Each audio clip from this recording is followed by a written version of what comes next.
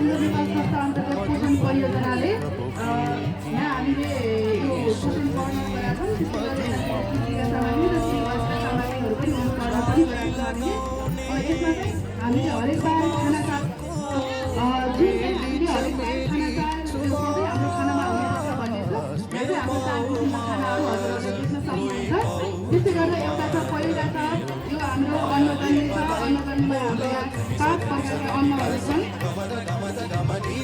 अनि त्यसै गरेर हाम्रो अर्को गेडागुडी छ। गेडागुडी हाम्रो दालहरू गेडागुडीहरू हजुरहरूले देख्न सक्नुहुन्छ। त्यसै गरेर पशु जन्ने छ। यसमा चाहिँ पशुबाट उत्पादन हुने चिजहरू छन्। त्यसै गरेर अर्को चाहिँ पहिलो फलफुल र हरिया सागपातहरू छन्। यहाँ पनि हामीले हरिया सागपात तथा पहिला फलफुल पनि देख्न सक्नुहुन्छ।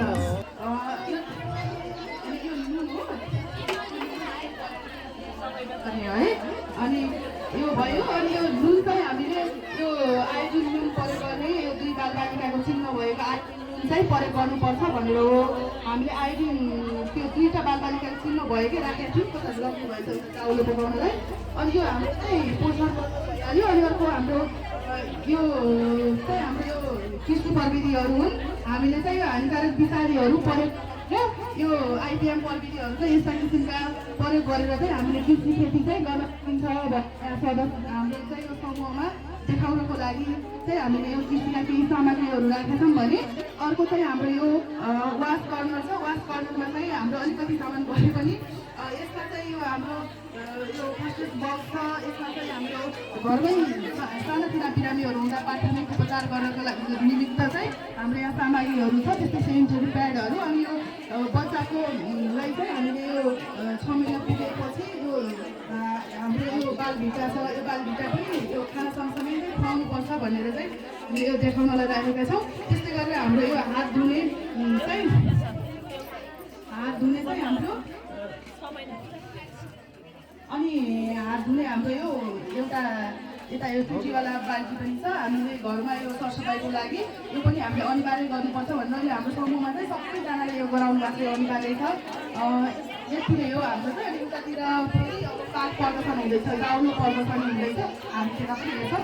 अनि हाम्रो यो किसानहरूले हाम्रो सदस्यहरूले ल्याउनु भएको तरकारीहरू पनि छ। यसो हेर्न सक्नुहुन्छ हजुरहरूले।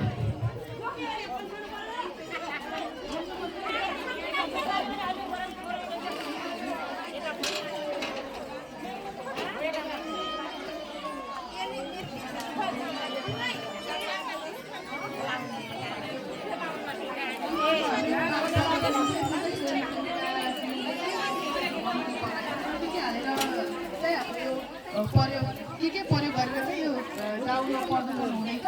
यसमा चाहिँ हाम्रो स्वयंसेविकाले चाहिँ भन्नुहुन्छ। मैले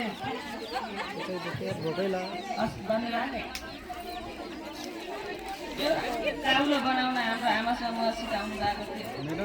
अनि सुरुमा हामीले घिउ हाल्यो, पछाडि चामल हाल्यो, दाल हाल्यो।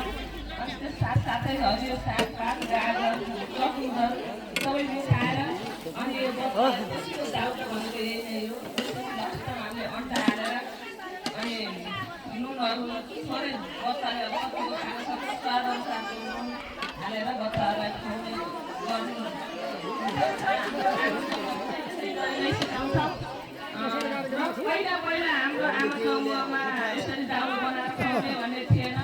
अहिले आएर त्यो पोषण योजना आइसकेपछि त्यो चुकुन्दर गाजर अनि कसैले त फर्सीबाट पनि त्यो खिर भन्ने त्यस्तो बनाएर पनि खुवाउन सक्नुहुन्छ। र अहिले थप बनाएर चुकुन्दर सागहरू थप हालेर बच्चाहरूलाई खुवाउने कोसिस